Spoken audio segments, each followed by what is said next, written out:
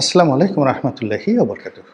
সম্মানিত দর্শক, ত্রয়োদশ জাতীয় সংসদ নির্বাচনে বিএনপির যে ভূমিধস বিজয়, ব্যাপক সংখ্যাগরিষ্ঠতা, ভোট কেন্দ্রে ভোটারদের ব্যাপক উপস্থিতি এবং উৎসবমুখর পরিবেশে ভোট প্রদান, এই জিনিসগুলো ইতিহাস হয়ে থাকবে।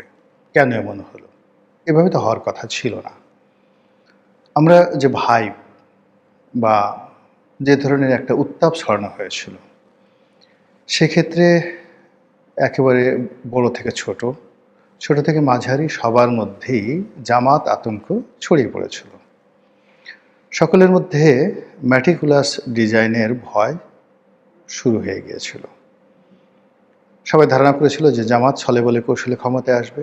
বড় বড় পদ পদবিগুলোতে তাদের লোক যেভাবে আছে, তারা অতীতে ডাকসু নির্বাচন থেকে শুরু করে অন্যান্য নির্বাচনে যে র্যাগিং করেছে, যেভাবে নীলক্ষেত থেকে ব্যালট পেপার ছাপিয়ে তারা ভোটের ফলাফল উল্টে দিয়েছে, একই ঘটনা জাতীয় নির্বাচনে তারা করতে পারে। দ্বিতীয়ত, তাদের ব্যাংক আছে, বিমা আছে, প্রচুর টাকা আছে, দুহাতে টাকা খরচ করতে পারে, 10,000 20,000 কোটি টাকা। তার সঙ্গে সঙ্গে দেশ বিদেশের যে প্রচারণা এবং প্রোপাগান্ডা মেশিনগুলো রয়েছে, সেগুলো অনেকটা তাদের পক্ষে। চীন, পাকিস্তান, তুরস্ক, এই দেশগুলোর সঙ্গে সঙ্গে আবার সৌদি আরবও চাচ্ছিল যে জামাত ক্ষমতায় আসুক। অন্যদিকে তালেবান রাষ্ট্র আফগানিস্তান জামাতের সঙ্গে, হেফাজতের সঙ্গে, ডক্টর মোহাম্মদ ইউনূসের সঙ্গে জামাতের একটি সম্পর্ক গত 17 মাসে গড়ে তুলেছিল। এগুলো দেখে আমরা ভয়ে অস্থির হয়ে পড়েছিলাম যে জামাত ক্ষমতায় আসবে। তো এই অবস্থাতে প্রথম দিকে দেখলাম যে আমরা শেখ হাসিনা বা আওয়ামী লীগের লোকজন যারা আছেন, তারা বিএনপি সম্পর্কে খুব নরম ভাষায় কথা বলছেন। বিএনপির সঙ্গে একটা সমঝোতা, রিকনসিলিয়েশন, এই কথাগুলো তারা বলে আসছিল এবং সজীব ওয়াজেদ জয় তারেক রহমান সাহেবের সঙ্গে কণ্ঠ মিলিয়ে অনেক কথা বলেছেন। এমনকি শেখ হাসিনা স্বয়ং সাবেক প্রধানমন্ত্রী, তিনি বিভিন্ন সময় তারেক রহমান সাহেবকে নিয়ে তো সারা জীবনে বিষোদ্গার করেছেন, কিন্তু এই গত 17 মাসে দেখা গেল বিএনপি নিয়ে, খালেদা জিয়া নিয়ে, রাজনীতি নিয়ে তিনি অনেকটা লিবারেল অবস্থায় ছিলেন। তখন সবাই ধারণা করতো যে সম্ভবত বিএনপির সঙ্গে আওয়ামী লীগের একটা সমঝোতা হতে পারে এবং এই সমঝোতার ক্ষেত্রে ভারত খুব গুরুত্বপূর্ণ ভূমিকা পালন করতে পারে বা করেছে। যখন তারেক রহমান সাহেবের বাংলাদেশে আসার বিষয়টা খুব অনিবার্য হয়ে পড়ল, এর কারণ হলো একে তো বিশৃঙ্খল রাজনীতি, দ্বিতীয়ত তার মা হাসপাতালে অসুস্থ এবং এতটা গুরুতর অসুস্থ, সবাই বলা বলি করছিলেন যে তিনি হয়তো বেঁচে নেই। তো তখন তারেক রহমান সাহেব বললেন যে তার বাংলাদেশে ফিরে আসার যে বিষয়টি, এটি আসলে তার একক সিদ্ধান্তের উপর নির্ভর করে না।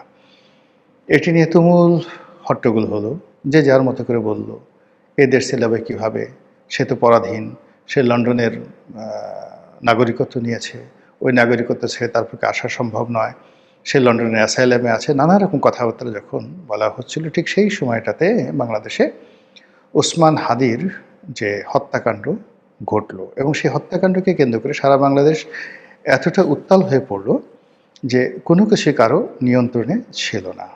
বিএনপির যারা লোকজন, তারা প্রমাদ গড়লেন যে আর একটি ইসলামী বিপ্লব হয়ে যেতে পারে, আরেকটি 5ই আগস্ট হয়ে যেতে পারে এবং নতুন একটি বিপ্লবী সরকার হাদির এই মৃত্যুকে কেন্দ্র করে ঘটে যেতে পারে, এবং সেটা প্রায় ঘটেই যাচ্ছিল যেদিন হাদির জানাজা হলো।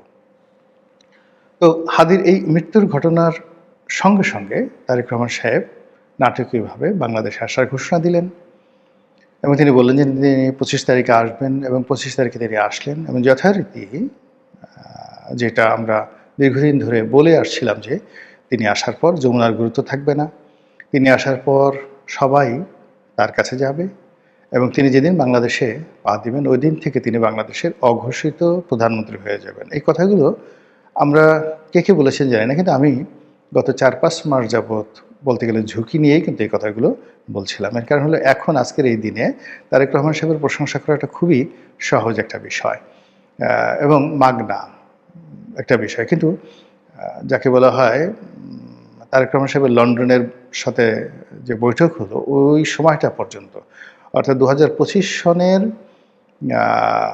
জানুয়ারি থেকে জুন পর্যন্ত, এই সময়টার মধ্যে তারেক রহমান সাহেবের প্রশংসা করাটা, তার পক্ষে বলাটা ভীষণ রকম যাকে বলে ঝুঁকির মধ্যে ছিল। এই কারণ হলো অহরহ মহবত ছিল, এমনকি বিএনপির লোক, মির্জা আব্বাসের মতো লোক, মির্জা ফখরুল সাহেবের মতো লোক, তারপর সালাউদ্দিন সাহেবের মতো লোক, তারাও মবকে ভয় পেতেন। ঢাকা বিশ্ববিদ্যালয় বুয়েটে যেখানে তারেক রহমান সাহেবকে নিয়ে বাজে রকম স্লোগান হতো, ১, ২, ৩, ৪, তারেক রহমান সাহেবের ঢ্যাস মার, তারপরে টিনের চালে কাউয়া, তারেক আমার ঢ্যাস, এই সমস্ত কথাবার্তা বলা হতো। তো সেক্ষেত্রে তারেক রহমান সাহেব প্রধানমন্ত্রী হবেন, বাংলাদেশে ফিরে আসবেন, সে আসলে জামাতের কোনো গুরুত্ব থাকবে না, এই কথাগুলো বলা এত সহজ ছিল না। আপনারা যারা ইউটিউব দেখেন দেখবেন যে ওই সময়টাতে আমি এই কথাগুলো বলেছি। যাই হোক, তিনি এসেছেন, আসার পরে ঠিক যেভাবে বলেছিলাম ওভাবেই সব কিছু হয়েছে। কিন্তু অবাক করার ব্যাপার হলো যে তিনি যেই তারিখে আসলেন, ২৫শে ডিসেম্বর তারিখে আসলেন, তো তার আসার আগে ২৫শে ডিসেম্বর না কয় তারিখে আসলাম এখন, ২৫ ডিসেম্বরে হয়তো বা আসলেন। তো তিনি যেদিন আসলেন সেই দিন থেকে আওয়ামী লীগের কথাবার্তা অনেকটা উল্টে গেল। অর্থাৎ শেখ হাসিনা যেভাবে তারেক সাহেবের ব্যাপারে লিবারেল ছিলেন, তিনি আবার সেই তারেক সাহেবকে খোঁটা দিয়ে কথা বলা শুরু করলেন তিনি বাংলাদেশে আসার পর।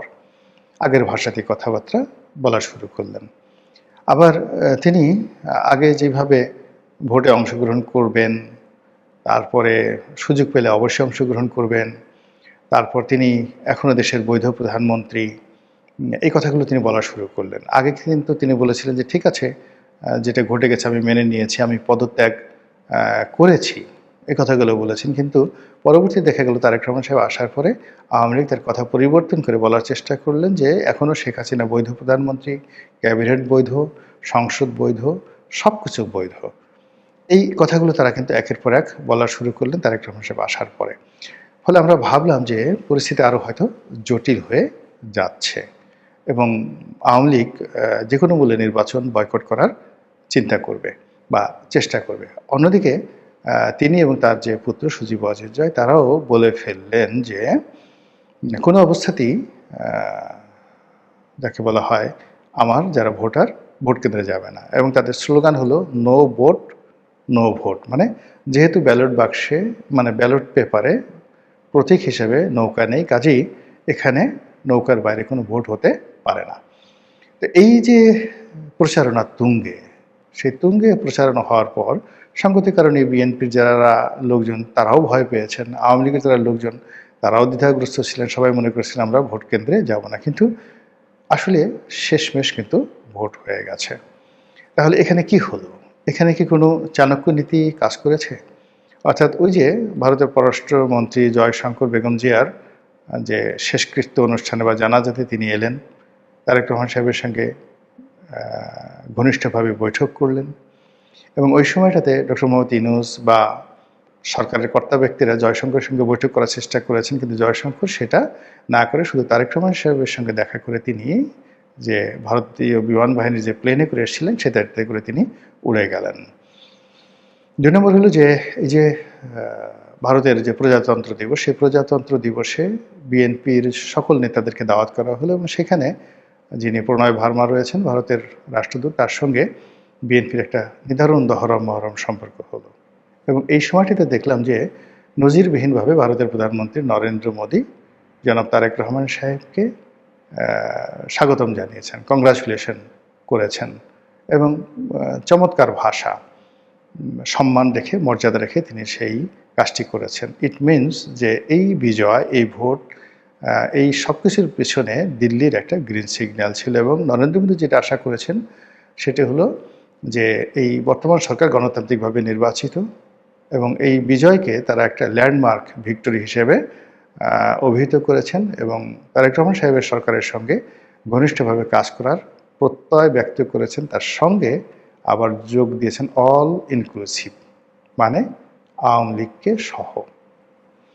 এখন সেক্ষেত্রে যদি চাণক্য নীতিটা এরকম হয়ে থাকে যে উপরে উপরে শেখ হাসিনা যে কথাগুলো বলেছেন মূলত জামাতকে বিভ্রান্ত করার জন্য, সজীব ওয়াজেদ জয় যে কথাগুলো বলেছেন জামাতকে বিভ্রান্ত করার জন্য, আর অন্যদিকে তলে তলে যে কাজগুলো হয়েছে সেটা হলো ভোটারদেরকে বিভিন্ন, তাদের তো যে ওয়েব মিটিংগুলো হয়, খুব গোপন ওয়েব মিটিংগুলো হয়, সেই ওয়েব মিটিংয়ে ভোটারদেরকে ভোট কেন্দ্রে যাওয়ার জন্য হয়তো নির্দেশনা যদি তারা দিয়ে থাকে এবং এই তাদের নির্দেশনা দেওয়ার পেছনে যদি নরেন্দ্র মোদী, দিল্লি অথবা রয়ের কোনো ভূমিকা থাকে, তাহলে ধরে নিতে পারেন যে রাজনীতিতে আগামীতে নতুন যে সমীকরণ আসছে সেই সমীকরণে জামাতের যে প্রভুত্ব শুরু হয়েছিল গত ১৭ মাস ধরে, আর যেটি অব্যাহত ছিল সেটি ক্রমশ হ্রাস পেতে থাকবে।